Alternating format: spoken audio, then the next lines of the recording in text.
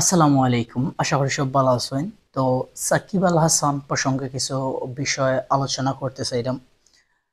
তো বিষয়টা হচ্ছে, আমরা দেশ ক্রিকেটীয় সংস্কৃতির মধ্যে সুন্দরভাবে বিদায় দেওয়ার প্রচলনটা নাই।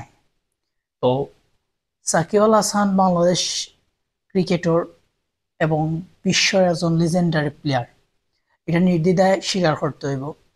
যদিও সাকিব আল হাসানের রিসেন্টে একটা মিশ্র প্রতিক্রিয়া আছে। কারণ হচ্ছে গিয়া, স্বৈরাচারী শাসক শেখ হাসিনার নৌকা প্রতীকে নির্বাচন করার ফলে এটা অবস্থা তৈরি হয়েছে, মিশ্র প্রতিক্রিয়া তৈরি হয়েছে। আমরা যদি এটারে পাশে রাখি, বাংলাদেশ ক্রিকেটের দিক থেকে দেখি, তাহলে সাকিব বাংলাদেশ ক্রিকেটের ইতিহাসের সবচাইতে বড় নাম। এমনকি বাংলাদেশে রিপ্রেজেন্ট করছে সাকিব আল হাসানে দীর্ঘ সময় ধরিয়া। বিদায় আমার মনে হয় সাকিব আল হাসানরে সুন্দর একটা বিদায় দেওয়া উচিত। নাগপুর টেস্টও হয়তোবা সাকিব আল হাসানের শেষ বিদায় হয়ে যেতে পারে, কারণ সাকিব আল হাসানের উপর একটা মামলা আছে, রাজনৈতিক মামলা, যার কারণে বাংলাদেশের মাটিত যে টেস্টটা হইব রিসেন্টলি, এটার মধ্যে খেলার সুযোগ খুবই কম।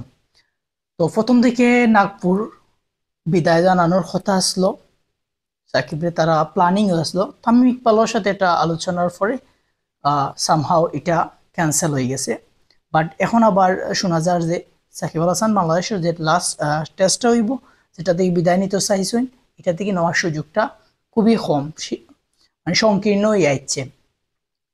আমার মনে হয়, আমি আমার ক্রিকেটীয় আবেগ থেকে মনে করি, আমরার দেশের প্লেয়ারদের যে বিদায় দেওয়ার একটা সংস্কৃতি, অন্যান্য দেশে দেখা যায় যে সম্মান সূচক একটা বিদায়, আমরা এটা এখনো নাই। আপনি দেখেন তামিম ইকবালের দিকেই যাই, বা মাশরাফি বিন মুর্তজা, বা আরও যারা গেছে বিগত দিনগুলাত, মুশফিকুর রহিম, তারা নিবেদিত প্রাণ আসলো বাংলাদেশের লাগি, অনেক সময় ধরে কাজ করছে, কিন্তু তারারে গার্ড অফ অনার যেটা হওয়া হয় বা একটা সম্মাননা দেওয়া হয়, আমি যতটুকু জানি এগুলার সুযোগ হইছে না তারার কাছে, তারার পারপাসে হইছে না। তো আমি মনে করি বাংলাদেশে আমূল একটা পরিবর্তন আর এখন রাইট নাও।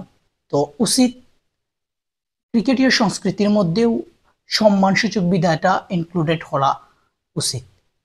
কারণ হচ্ছে গিয়া, যে মানুষগুলা দিনের পর দিন দেশে রিপ্রেজেন্ট করে, বিশ্বের মাঝে একটা ফ্রেম তৈরি করে, ফেস ভ্যালু তৈরি করে, দেশের সম্মান উজ্জ্বল করে, তার বিদায়টা যদি একবারে সাদামাটা হয়, তার লাগি এটা দুঃখের একটা জায়গা থাকে। এমনকি দেশের লাগিও একটা বদনাম। অন্যান্য দেশে যে সময় এত সুন্দর আয়োজনের মাধ্যমে বিদায় দেওয়া হয়, আর আমার দেশও একবারে নীরবে নিবৃত্তে রাতের আধারে যেইতো, এটা আসলে এজ এ ক্রিকেট ফ্যান আবেগ থেকে লাগে, দুঃখ লাগে এই বিষয়গুলা। তো আমার মনে হয়, যদিও এটা মিশ্র একটা প্রতিক্রিয়া আছে, দুইটা সাইড আছে। সাকিব আল হাসানকে যদি আমরা দেখি রাজনৈতিক ব্যক্তিত্ব হিসাবে, অবশ্যই এটা ফল্ট। বাট ক্রিকেটের দিক থেকে দেখতে হইলে সাকিব বাংলাদেশের ইতিহাসের সবচাইতে বড় নাম। সো আমি মনে করি সাময়িক সাকিব আল হাসানরে কনসিডার করিয়া সুন্দর একটা বিদায় দেওয়া উচিত। কারণ সাকিব আল হাসান বাংলাদেশ এবং ওয়ার্ল্ডের মাঝে একটা ব্র্যান্ড। এমনকি সাকিব আল হাসান দিনের পর দিন বাংলাদেশে রিপ্রেজেন্ট করছে, অনেক দিন হরিয়া গেছে, দেশের লাই অনেক কিছু করছে, বাংলাদেশ টিমের লাই অনেক কিছু করছে।